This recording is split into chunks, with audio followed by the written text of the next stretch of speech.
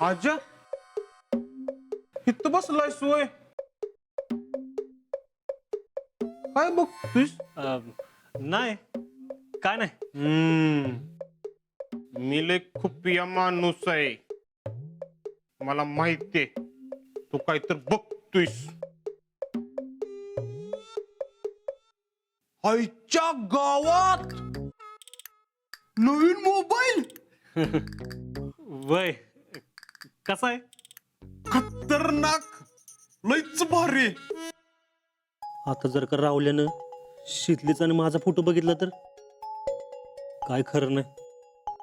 आजा बघू जरा हँडलिंगला कसं आहे बघतो की. आता बघायचं काय त्यात, चांगला आहे म्हणजे चांगलाच आहे ना. बघतो की जरा पिक्चर क्वालिटी काय बघतो जरा. कशाला? आजा आता मला बी असाच फोन घ्यायचा, पण आजा माहितीसाठी सांगतो, मी पहिल्यांदा शीतल सोबत फोटो काढणार, मग तुझ्या सोबत. हा काढ. काढणारच आहे मी, काय भेटतोय काय कुणाला? हा ए आजा मी फोटो काढणार आहे, मी एवढं थोबाड पाडा तुला काय झालं? दे इकडं मी फोटो काढतो. थांब आपण सेल्फी काढू ये.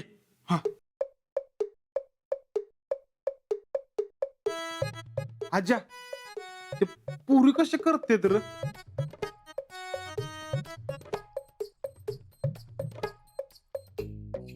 ए असं नको, हे ना आपल्याला चांगलं दिसत. मग मी असं करू का? हा ठीक आहे.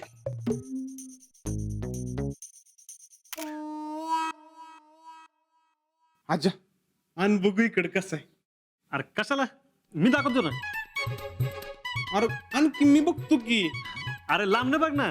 हो काय लक्का तुझ्या मोबाईलला काय सोनं लागलंय वय, म्हणजे मला दिना झालाय? अरे तसं नाही, लांब न बघितलं की कसं चांगलं दिसतात ना फोटो. हे बघ दिसतात का नाही? होय की लक्का, भारीच की. ह्या फोन मध्ये मी डिक्टो माझ्यागत दिसतोय. आजा शीतल मला लक्का सूट होते की. मला वाटलं शीतल एकटीच गोर आहे,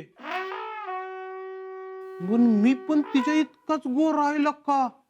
हेटे अरे ती कुठे, तू कुठं? अरे तुला शीतलीपेक्षा चांगली पोरगी भेटेल. नाही, शीतल इतकी चांगली पोरगी जगात कुठं नाही. अरे म्हणजे कुठंतरी असेल ना, ती बघू तुझ्यासाठी. हा नाही, मला शीतलच पाहिजे. तुला काय प्रॉब्लेम आहे काय? अजय काय राहुल्याचं अवघड आहे, हे तर पक्क गुतलंय. आता ह्याला कसं सांगायचं की शीतलीचं माझ्यावर प्रेम आहे? आजा मला शीतल हो म्हणल का रे? आणि समजा ती नाही म्हणाली तर? अरे गपकीला का चित्तू नको. समजा ती म्हणाली मला वर्दीबालाच पाहिजे असेल तर? मग मी लगेच बॅच बिल्ला काढणार. कसलं रे? कंडक्टरचा. आणि तिला मिलिटरीवालाच पाहिजे असेल तर? होईन की भरती, मग त्यात काय अवघड आहे? मला लय कॉन्फिडन्स आहे.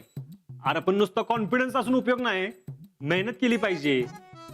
त्यात काय एवढं? मी एकदा मनावर घेतलं तर काय बी करू शकतो. पण तरी ती नाही म्हणली तर? नाही म्हणली तर मग मी वस्तारच फिरवतो डोक्यावरनं. पैलवान कटच मारत असतो मी. मग राहुल्या, अरे तू कशाला तिच्या नादाला लागतोयस? तिला दुसराच कुणी आवडत असेल तर?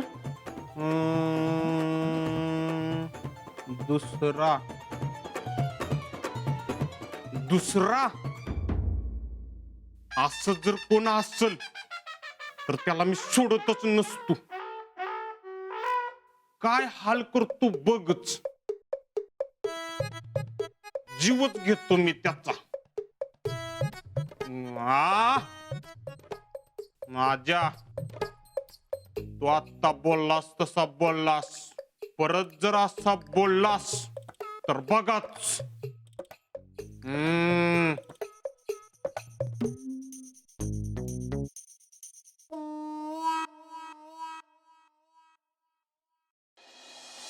टैलेंट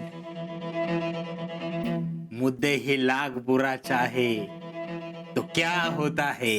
वही होता है जो मंजूरे भैया होता है. There you are. भैया एक सांग का, मनासारखं निवडणुकीचं चिन्ह मिळवून तुम्ही अर्धी लढाई तर इथेच जिंकली. ते पण सासरे बुवांचा विरोध पत्करून. आता मध्येच काही घोळ झाला नाही ना तर आपण निवडून पण येत असतो. नाही भैया, ती तर काळ्या दगडावरची पांढरी एक आहे, आपणच जिंकत असतो. नाही टॅलेंट, गाफील राहून चालणार नाही. नाना असा माणूस आहे की गावात त्याचा शब्द चालतो. त्याची चांगली इमेज आहे. त्यांनी मनात आणलं ना तर कधीही पत्ते फिरवू शकतो. माझा तर विचार होता सगळ्यांच्या मदतीने सत्तारूढ पॅनल मध्ये जाईल आणि बिनविरोध संचालक होईल. भैया खरी लढाई आहे ती लग्नाची. पवारांचा गड जर जिंकायचा असेल ना तर नानांचं मन दुखवून चालणार नाही. नाही टॅलेंट, तो म्हातारा जर का शीतलचा बाप आणि माझा होणारा सासरा जर नसता ना तर त्याला कधीच लांपास केला असता. म्हणूनच म्हणतोय भैया, मुंगीहून साखर खा, विजयाचा उन्माद करू नका. नानांना भेटा, त्यांच्याशी प्रेमानं बोला, त्यांचे आशीर्वाद घ्या.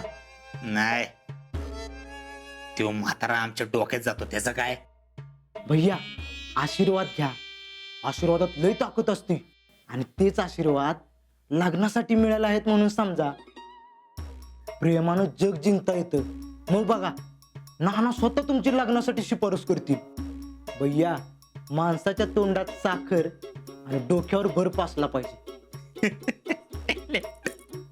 अरे हा विचार तर मी केलाच नाही. तू म्हणतोय त्या विचारावर विचार करायला खरंच हरकत नाही. ह्या विचाराने जर आम्ही गेलो तर पवारांच्या फॅमिलीत आणि माझ्या शीतलच्या हार्ट मध्ये थेट एंट्री मिळेल. ह्याच्यापेक्षा दुसरा मोठा मोकाच असू शकत नाही.